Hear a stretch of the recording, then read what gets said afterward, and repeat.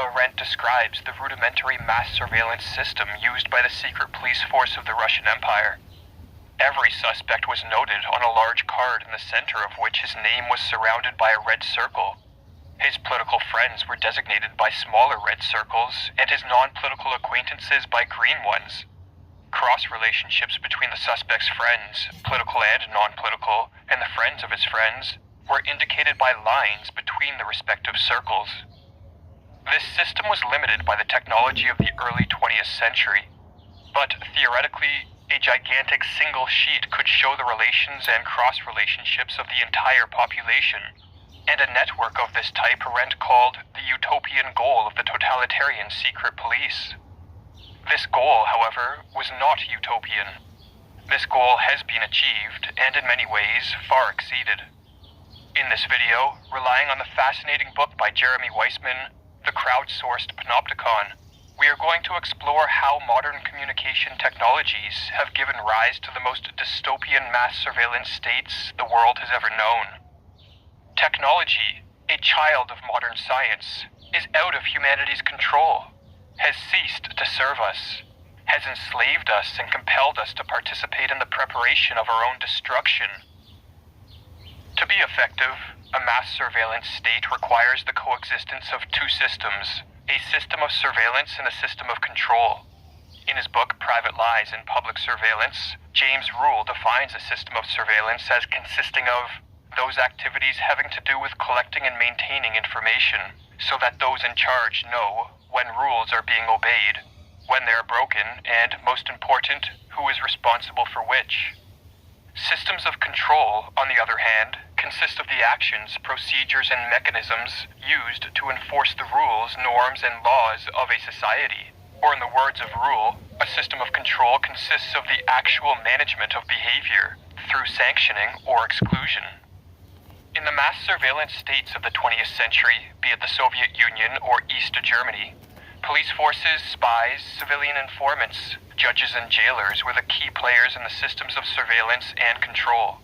But in modern surveillance states, these systems are augmented by a peer-to-peer component. No longer are political suspects, dissidents, and others deemed to be enemies of the state, merely watched by police, followed by spies, or reported on by informants. And no longer are judges and jailers the only ones to dole out punishment. Rather, we live in a world transforming into a panopticon type of open-air prison, where the many watch the many, and the many punish the few. The panopticon is an architectural creation of the 18th century philosopher Jeremy Bentham, and as Weissman explains, the core of the panopticon's design consists of a roundhouse with prison cells encircling all sides, visibly open, light shining upon them, and stacked on top of each other to form circular walls. In the center is a watchtower, which is cleverly installed with a combination of Venetian blinds and mirrors, so that inmates in their cells, all at an equal distance from the tower, can never be sure if they are being watched by the guard. A smartphone in every pocket, smart devices all around us, and all constantly connected to the internet, has created a variation of the panopticon that does away with the need for any special architectural design. We are surrounded by a public who embodies the potential gaze of guards. At any moment, our actions can be recorded by another person and displayed to hundreds, thousands, or even millions of people for quick, and sometimes ruthless judgment. The panopticon, broken free of its physical architecture, writes Weissman, is a paranoid delusion made reality, as anyone may potentially be watching at any time, at least as soon as one steps foot out the front door. In this panopticon type of peer-to-peer surveillance society, we become, in the words of Michel Foucault, the principle of our own subjection. Always knowing that our words and actions can be recorded and uploaded to social media leads to the emergence of a new form of justice based not only on the punishment of transgressors, but on preventing even the possibility of wrongdoing, by immersing people in a field of total visibility where the opinion, observation, and discourse of others would restrain them from harmful acts. Or as Weissman explains, through the state of constant uncertainty over whether one is being watched, we ultimately internalize the gaze of the guard, and in a sense become a guard over ourselves. constantly monitoring, judging, and correcting our behavior, and eventually thoughts and attitudes. But the peer-to-peer element of our mass surveillance society is not limited to the surveillance side of the equation, with police, judges, and jailers left to take care of the system of control. Rather, social media is a medium through which all can act as judge, jury, and in some cases, even executioner.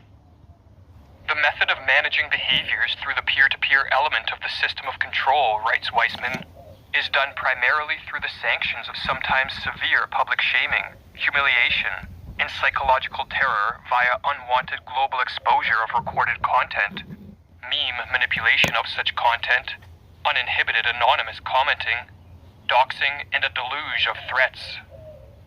Of all these forms of punishment, the attempt to shame and humiliate is the most common, and this is no innocuous form of punishment.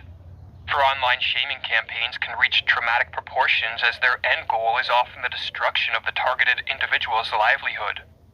If the target accepts the judgment of the social media mob and succumbs to the shame, he or she will be led to believe that his or her very selfhood is irrevocably flawed. For as the author Peter Stearns explains, shame emphasizes self-abasement. It is the self that is at fault, not merely the commission of the act. And as the psychologist Todd Kashdan writes, people who feel shame suffer. Shamed people dislike themselves and want to change, hide, or get rid of their self. Shame, if too severe or endured for too long, can cause mental illness, lead an individual to lash out at society, or in extreme cases, even to take his or her own life. Shame is a problem emotion, writes Stearns. Shaming can go too far, causing levels of emotional pain out of proportion to offending behaviors. Social media has heightened the problematic nature of shame to levels never seen before. Prior to the internet, to shame someone, we typically had to be in their presence. This created a two-sided exchange. We would shame another, but we would also experience the effect our shaming had on this person, which helped limit its severity. But with social media, this exchange has become one-sided. Shielded by screens, we don't see the negative impact of our shaming. Instead, we see rewards in the form of likes, shares, and comments, commending us on the wittiness of our memes or comments. In addition, as but one in a crowd of thousands taking part in the act of online shaming, we can easily shirk responsibility for any harm done by telling ourselves that we played but a negligible part in the shamed individual's downfall. This threat of being on the wrong side of a crowdsourced shaming campaign helps enforce a hyper-conformity, as few dare run the risk of a ruined life at the hands of a social media mob. Individual and community resistance to the power of the public becomes increasingly snuffed out, writes Weissman. If one must constantly be aware that even a momentary spontaneous diversion from normality, from conformity with a mass-approved script of speech and action, may be filmed, broadcast to the entire world, ridiculed for eternity, and lead to one being potentially cut off from society indefinitely, that's a pressure that even the freest individuals can scarcely resist. But what makes living within a peer-to-peer mass surveillance society even more difficult is that the rules and norms we are expected to follow are constantly changing. What is permitted today may not be tomorrow, and so even past actions can be the seeds of a future downfall. The situation is made even more sinister as the rules, norms, and values we are expected to follow are not an emergent and spontaneous byproduct of the interactions of social media users, but are increasingly being shaped to align with the interests of certain corporations, governments, and other powerful global institutions. By manipulating what we see and what we don't see, and the frequency with which we see things, tech companies can effectively influence what we believe and what we value. The more time we spend glued to our screens, scrolling through these manipulated and censored social media feeds, the more we run the risk of becoming mere automatons serving the interests of a small group of elitists whose ultimate goal is to control and exploit us.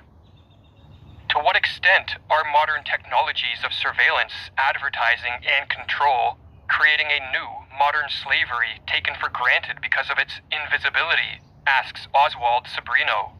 It is arguable that those controlled and deceived by modern technology are being transformed into the slaves by nature that Aristotle described and accepted as normal. As our modern subservience to technology shares many traits with ancient slavery, by creating and resting upon an easily manipulated population. But can the tables be turned? Can these technologies be used to bring about our liberation instead of our enslavement?